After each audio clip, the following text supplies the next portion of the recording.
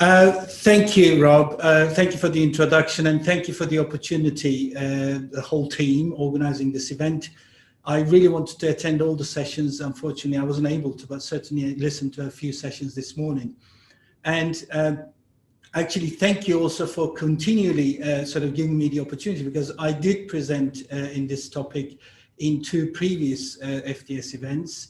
And so I always look forward to the participants' engagement, and actually I'll state this at the end as well, but the constructive, critical feedback as well. So, but I think I've got something different this time in comparison to what I've presented in the past. So let me just try to take you through this. And my time management is always a challenge, but hopefully this time So I've got 4 key topics that I'd like to talk about. Some of it sort of may sound a bit academic, but I'm hoping that hopefully it'll all make sense at the end. So I'm not going to be too academic. Hopefully there'll be some practical elements in this, and that's my whole purpose at the end. So I was thinking about asking you poll questions and so on, but I just wanted to instead share this very, very quickly. If I had asked you sort of 5 key words, what would you say about the sort of the definition of culture? And this was just one example that I had done in a previous event. So you may argue some key themes and key words, that the way that we define culture. And the second thing about the culture, that again, from the same event, I asked a very small group of people. As you can just see, I divided them in the half, literally 50%. And the question was, can culture be measured? And half of them said yes, and half of them said no.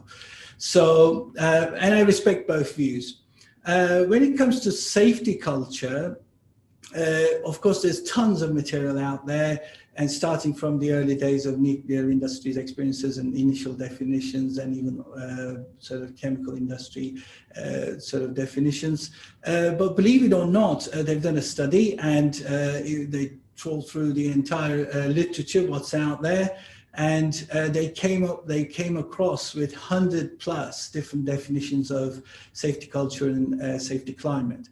So it is very challenging the way that how we can define it. Believe it or not, even the FAA itself, I think in different literature published by FAA, different departments defined it slightly differently. I'm not suggesting that they're completely different definitions, but certainly the way we interpret what safety culture is a challenging task.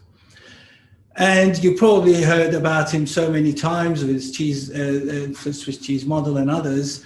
And one of the most cited academic in aviation, and then most of them moved on, health sector and otherwise. But one of his bestsellers, and again, I'm not promoting the book, but going back to sort of 20+ years ago, he started this the concept of subcomponents of safety culture. And the idea is sort of you start with a just culture, which enables you to develop a good reporting culture. Then that enables you to hopefully learn some lessons. But also, we're never going to be able to develop SOPs to cover every eventuality. So the idea is to have some kind of flexibility in the organization.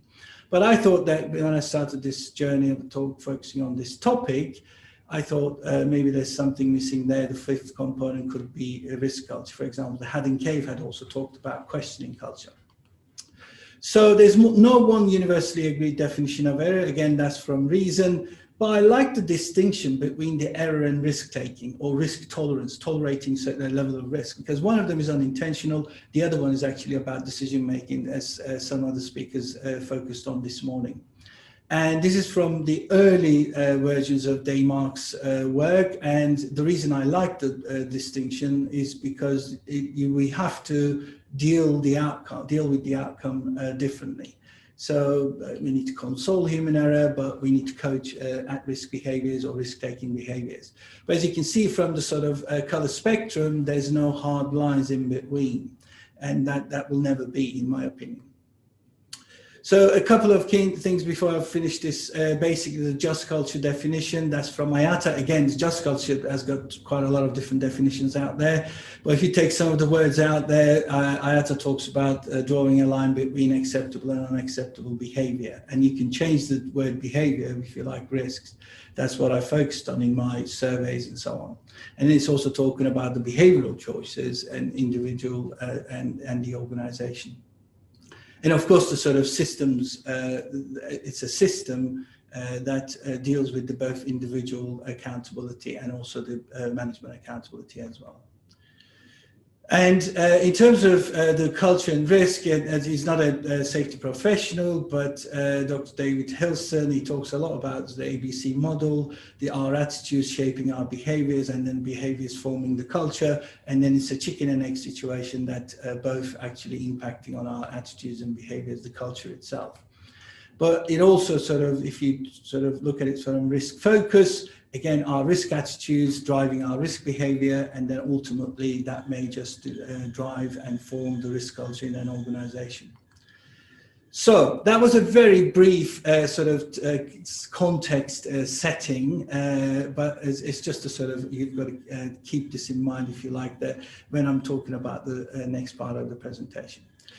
So why risk, why culture, and why risk culture? There's a website, and there's quite a lot of material. These are screenshots from that website, and that's something that I developed trying to promote some of these ideas. And first of all, managing safety is becoming increasingly managing risk. And that goes back, that ICAO document, the one I quoted there, it goes back to 15 plus years. So as we became better and better, and our safety performance, the entire industry safety performance has improved, and it's become very difficult. You know, the whole concept of not only learning from accidents and incidents and safety one, and also we need to learn from the sort of best practice safety two. Risk is very much, apart from its safety, severity and probability, the typical definition, it also involves the uncertainty, but also opportunity to save the day. So, and why culture? I quoted 3 people there, very influential people, as you probably know. Herb Keller passed away last year, I think, and you know, very well-known organizations, Southwest, but even they got into trouble in the way that they kind of made some decisions. And Hofstadter talks about sort of unwritten rules of the social game. And if you think about it, our industry is a very complex socio-technical systems of systems. And then the typical Drucker's quote, the culture eats strategy for breakfast. We can have the best safety strategy in the world at European level, ICAO level, or organizational level, but our culture is the key enabler to achieve that strategy. And again, I'm not going to read the word, but I love these 2 quotes, maybe not so well-known names, but certainly most credible and maybe sometimes controversial as well. But in my view, based on these 2 quotes, as risk is a social and subjective construct. Of course, we do a lot of quantification of risk, or try to, but at the end of the day, our common understanding of risk across all levels in an organization is a key to actually manage it effectively. So I think I'm not doing too bad. As I said, my time management is always a challenge, I find. But let me just take you through this so far, what I've done. So I've done a little bit more what I covered in these slides, actually. But for example, I mentioned here the surveys, 2 consecutive year industry-wide surveys, 2016 and 17. Of course, these were typically sort of, it wasn't actually typical, it was quite unusual way of telling people, instead of asking them 50 questions, Likert scales and so on, I wanted to hear people's stories. And I said to them, look, I want you to reflect on it, on your own experience or others around you. And I want you to tell me some examples of acceptable or accepted risks, and also other examples of rejected.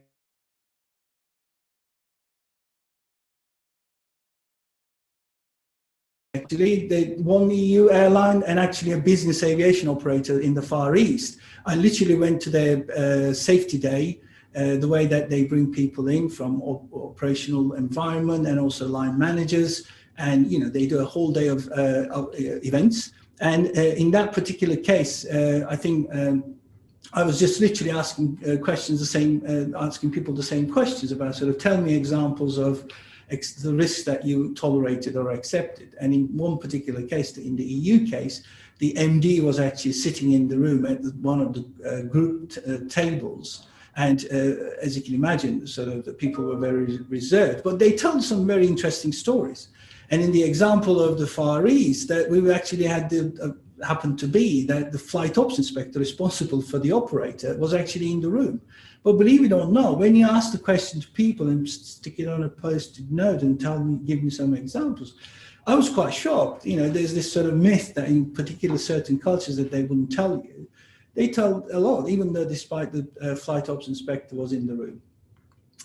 So, so that's my key point. I've got tons of material about sort of what the outcome of the surveys are, and I can share them. I usually share them, and it's available on the website as well. But people actually shared their own decisions, their own accepted risks, because nothing has happened.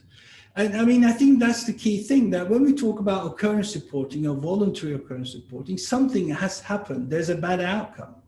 Where in this particular case, nothing has happened. In fact, they sometimes got away with it. But we need to capture those, sometimes some good decisions, sometimes maybe not so good decisions. And we need to ask them not only hazards, but maybe they're also risks, because the second survey focused on that as well, about risk reporting. And certainly there's some key questions there.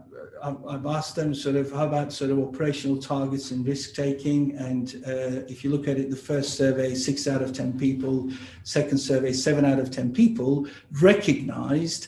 I was trying to choose my words carefully. I was warning people, just wash your biases away and to keep them aside.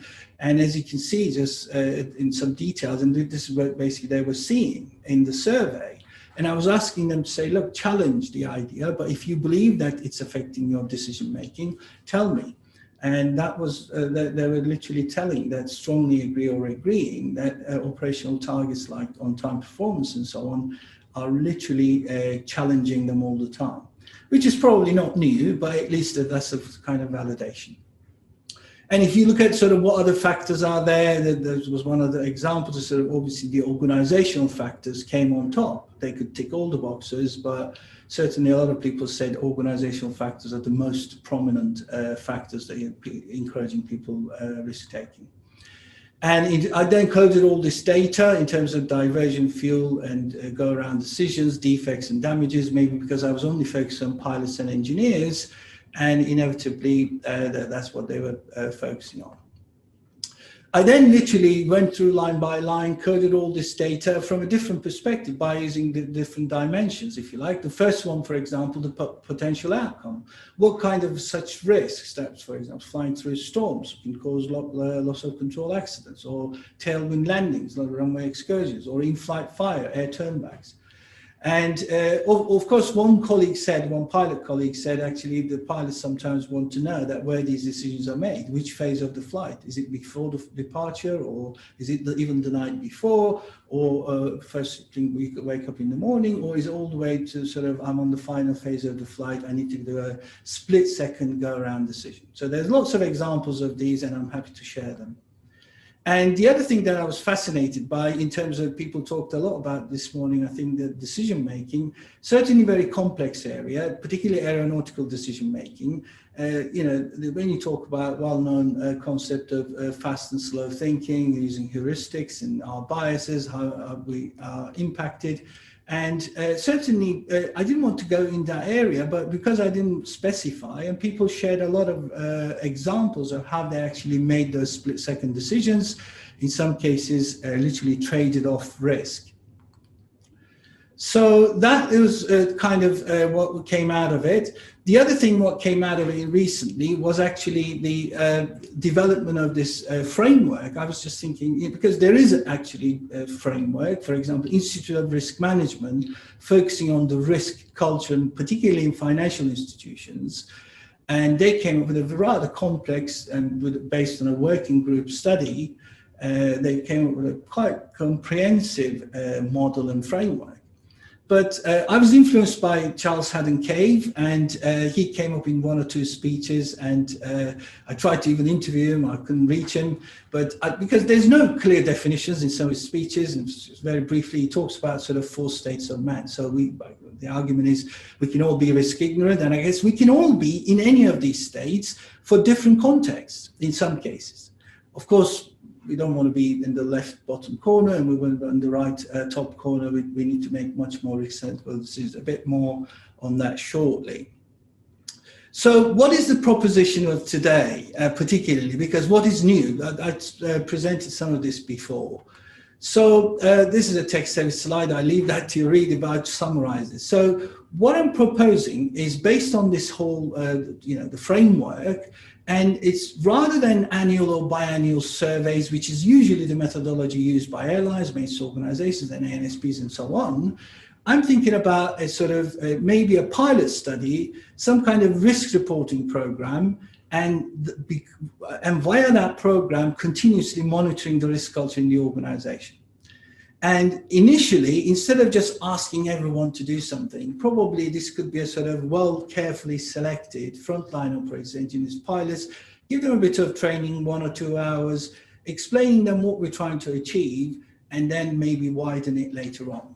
Certainly nothing about quantitative aspects, no scales, completely qualitative aspects of it.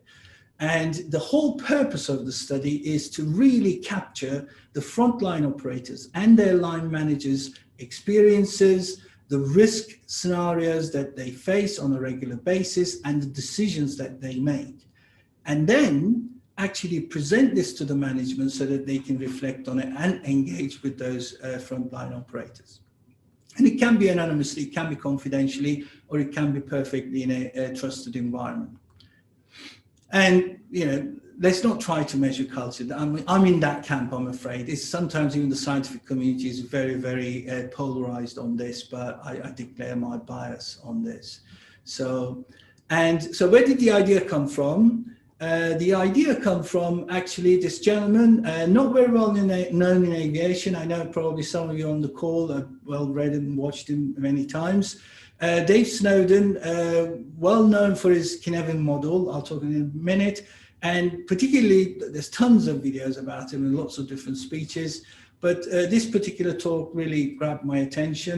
And of course, they then, in addition to the model itself, the Cynefin model itself, and which I don't have time to talk about it, but certainly I think applicable, particularly the complexity theories and all that, is applicable to the aviation environment that we're all working in and all working just on the side of it and so on.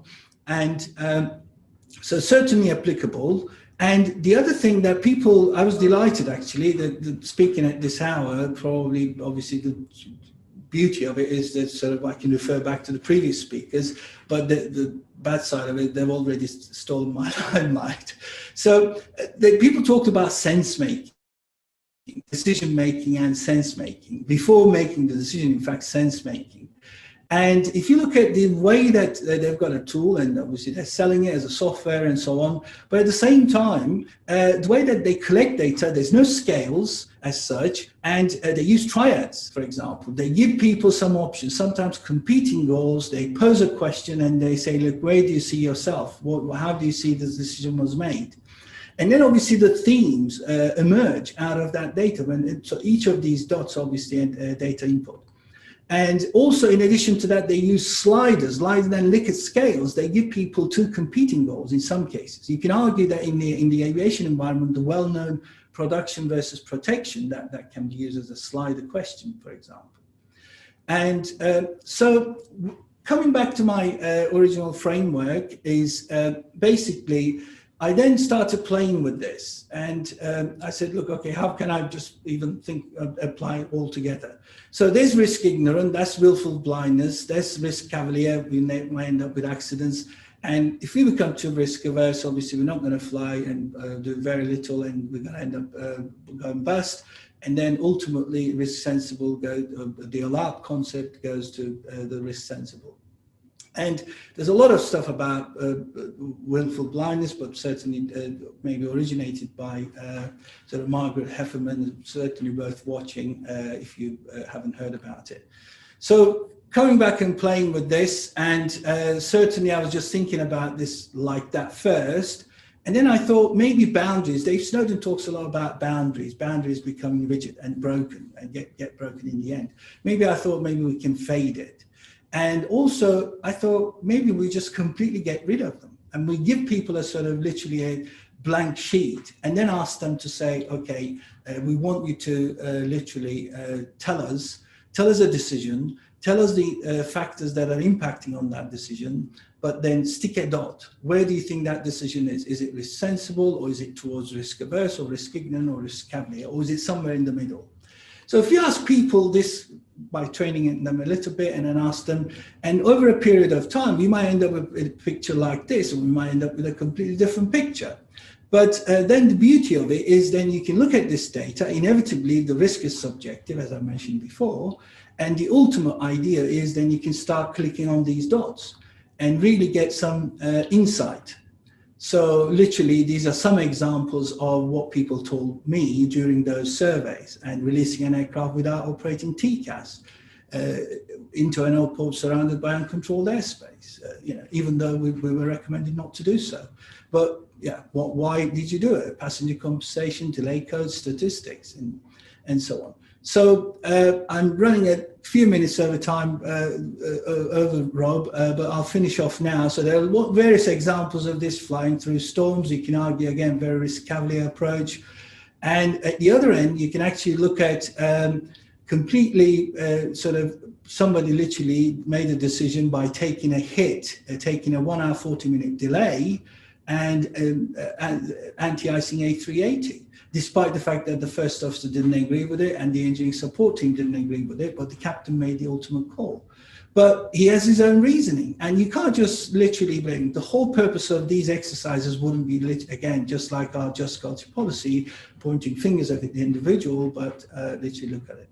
So I've got maybe one example somewhere sits in the between, and on a very long haul flight, by not accepting a sort of fast short flight plan and then high-speed flight plan, and it ended up with 26 minutes faster, but 6 tons of additional fuel burn.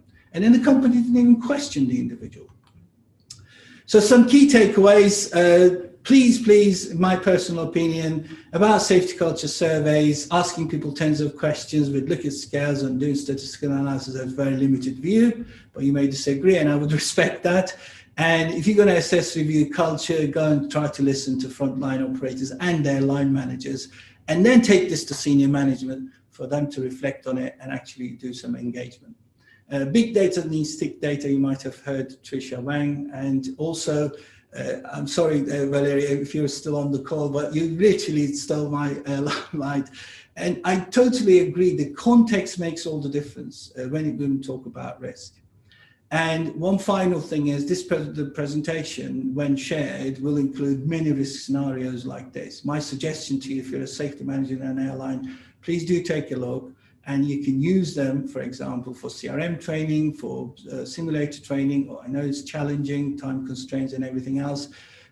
Or you can ask the question, can this happen in my own organization? Can my pilots take these kind of risks? Or in other cases, there are some examples of rejected risks. And the idea is not to be divisive, bad decisions, wrong decisions. I hate that term. But the idea is to reflect on them and have the conversation. And then I asked this question to people, exactly what I'm suggesting to you. Very last point, I do apologize for this, but basically we're actually conducting a study. If we can somehow get this Google form link to you, please do consider. It's not 50 questions, it's only 5 questions. This is all about how you managed your SMS during these tough times. And without any data or with very reduced data, how did you manage about sort of change management and so on? And with that in mind, thank you so much. I'm sorry that I'm a few minutes over, but thank you for your attention. Please do get in touch. And also, I'd like to hear if you think that it's some of the good ideas, But I also like you to literally say, look, okay, it may sound a good idea, but it's not going to happen because. And I look forward to your comments or any questions now. Thank you so much. Thank you, Cengiz. That's a really interesting presentation, and your comment about risk being a subjective construct is so true. In fact, I think Mr. Spock said that in an episode of Star Trek. So it's come from. I didn't know. I try to usually not to use, to try to do citing and referencing so that I don't get. I'm going to find the episode for you.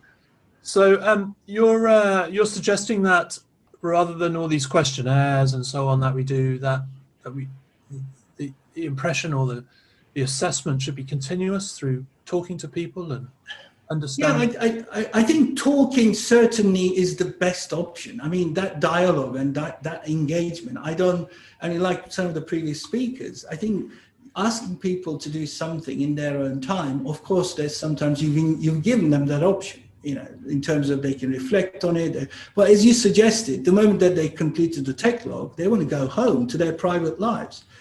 And, but again, it's very, very challenging. I take my hat off to all the pilots, engineers, air traffic controls, ground handlers, dispatchers, anybody you can think of. The operational environment is really tough, particularly today. But my view is that we need to find another way of trying to capture their experience. And that's all I'm suggesting. Yeah, and it's so important to understand how everybody perceives risk in a different way.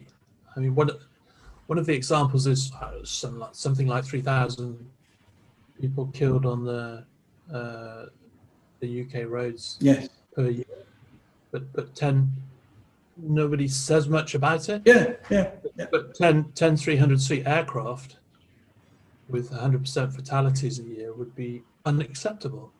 Yeah, I think the aviation has always that challenge, isn't it? The sort of, even though, I mean, I used to, even within aviation, this is an old stat, but probably 4 or 5 years ago, one of the NTSB stats was about, I think, the GA community in US. They were causing about 1,500 or 1,200 fatalities a year. So if literally 2-3 people every day dies, and if airline industry caused 1 fatality a month, there would be an uproar. Yeah. But that's again goes back to risk-based principles and performance-based principles that we're adopting. We don't want to stop people flying with their own aircraft as long as they don't kill people on the ground. I guess maybe that's the whole idea, isn't it? So we've had a few complimentary comments coming through and some questions, Andy. Yep. Yeah. So it's been mostly compliments. Thank you for the presentation. But one of the key questions is, how would you suggest a small operator sort of not measures, but reviews their safety culture to see, how solid and robust it is, particularly when, if you are small, it's very hard to maintain sort of anonymity when you're talking to people.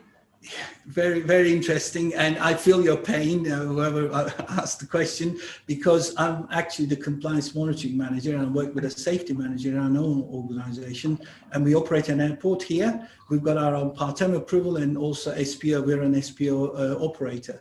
So yes, I don't have a magic answer, but I think in smaller organizations, there's no point to trying to be anonymous or even confidential, because even if you ask people to share this kind of work, inevitably it's going to be easily identified and say, oh yeah, I know when that happened and I was on that flight sitting in the right-hand seat. And we've got about 4 or 5 colleagues, pilots, full-time pilots, and they continually fly with each other. So I'm sorry, smaller organizations. We also, if I may just share here, last year in summer, we were doing a workshop at the end of one of the UKFSC meetings, and we asked some key questions about how do people deal with safety assurance aspect of the SMS. And people come to me and said, look, what you're talking about, safety assurance, as far as we're concerned, safety assurance is about just compliance. We have 1 MOR within the last 6 months, and what am I going to analyze in terms of data? So it's a complete different spectrum, and obviously you've got organizations very, very data rich, but if I may say, can you turn the data into information? information into intelligence, and even the intelligence into wisdom. And I think it was a cafe sometimes recently that I've come across something on LinkedIn, something a little bit also humorous about these whole concepts. Sorry, I'm not maybe answering your question directly, but no, good answer there. We've got one more question. Sort of, how would you recommend trying to learn about how frontline and management staff make those trade-off decisions? So, like, is that talking to them sort of just casually, or would you have sort of an open meeting group type thing? Yeah, I think my view is that if you capture their experiences through in this day and age, large organizations, you're not going to be able to get people every time just join a Zoom session over there. If you can, that's brilliant. I think I'm in the camp of sort of talking to people, even observing them, loads of programs, a maze environment, and ethnographic perspective is always probably the best thing to get the reality. But considering all the other constraints that particularly large and complex organizations, I think the way that if you capture this data, then whether you capture it anonymously, whether you capture it confidentially, because every organization is different. And I don't mean sort of this is the model that has to be done. Quite flexible, and if you want to work together something as a trial, more than happy to. As I said, I have no expectations. But the key thing is, I think that's just a conversation starter. I think I loved some of the comments that sort of Valerie, Martha, and Peter just, I can't agree more with them. You need to have that dialogue. Okay, thank you. That's all from the questions. That's great. Thank you. Thanks, Andy. And Cengiz, we've got someone sent through another Star Trek quote. This is getting. I didn't realize that I kind of triggered that. Apparently, I need to find this episode. Captain Kirk once said, "Risk is our business." Oh, I love that. And there are people out there that, I mean, they think that, and some of my ex-colleagues, that they think that we just sort of making it so complicated for the frontline operators. But then when I speak to frontline operators, captains and first officers, engineers, actually, we shouldn't treat them as like sort of we're managing risk and you do follow the SOPs. It's not like that. We really need to understand what kind of challenges that they're facing. But that's me. No, that's absolutely true.